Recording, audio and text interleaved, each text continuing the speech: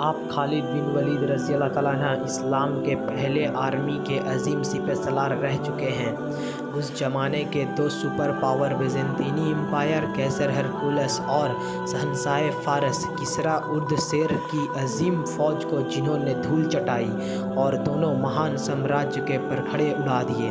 اس بہادری اور شجاعت کا ظہور پہلی بار جنگ موتا میں ہوا تھا۔ جنگ موتا شام عرب سیریا علاقے میں آباد قبیلہ غسان سے ہوئی تھی۔ قبیلہ غسان کے سردار نے رسول اللہ صلی اللہ تعالیٰ علیہ وسلم کا دعوت خط پہنچانے والے سفیر کا قتل کر دیا تھا۔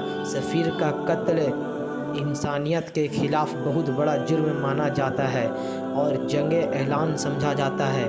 قبیلہ غسان ایک عیسائی قبیلہ تھا اور رومن قیصر ہرکولس کا باجگزار تھا، جیسے آج چین اور نارتھ کوریا۔ جنگ موتا میں عیسائی فوج کی تعداد 3 لاکھ تھی اور مسلمانوں کی تعداد صرف 3000 تھی۔ اس جنگ میں مسلمانوں کے ایک کے بعد ایک لگاتار 3 سپہ سالار شہید ہوئے تھے، جو پہلے ہی میرے نبی حضرت محمد مصطفیٰ صلی اللہ علیہ وسلم نے طے کر دیا تھا۔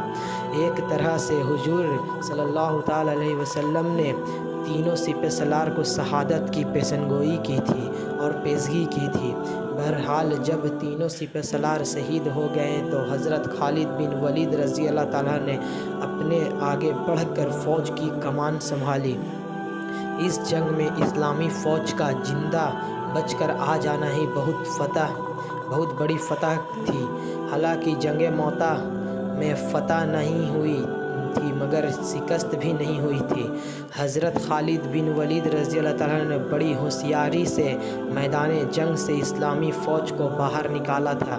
اس جنگ میں 12 مسلم فوجی شہید ہوئے اور عیسائی مرنے والے فوج کی 1000 تھے اور فوج عیسائی ہزاروں کی تعداد میں مارے گئے تھے۔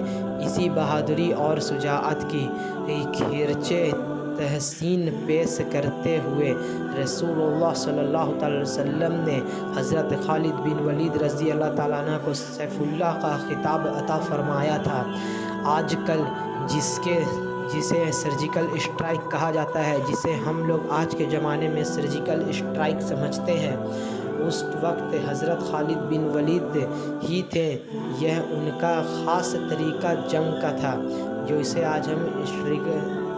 آج ہم سرجیکل اسٹرائک سمجھتے ہیں۔ وہ خالد بن ولید رضی اللہ تعالیٰ عنہ کا ہی وہ خاص طریقہ تھا جنگ کا، جسے اس زمانے میں سب خون کہا جاتا تھا۔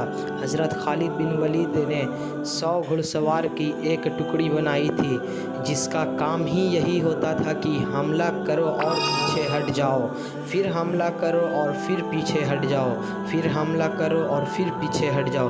اس طرح خالد بن ولید دشمن کی آدھی طاقت برباد کر دیا کرتے تھے۔ اسی طریقہ کار کی بدولت خالد بن ولید نے اس وقت کے سپر پاور روم اور فارس کو فتح کیا اور اسلام کا پرچم لہرا۔ بعد میں ملت اسلامیہ کی سبھی فوج میں یہ گھڑ سوار رسال کیے اور اہم شعبے پر مطلع اسلامی کی سبھی فوج میں یہ گھڑ سوار رسال کیے گئے تھے۔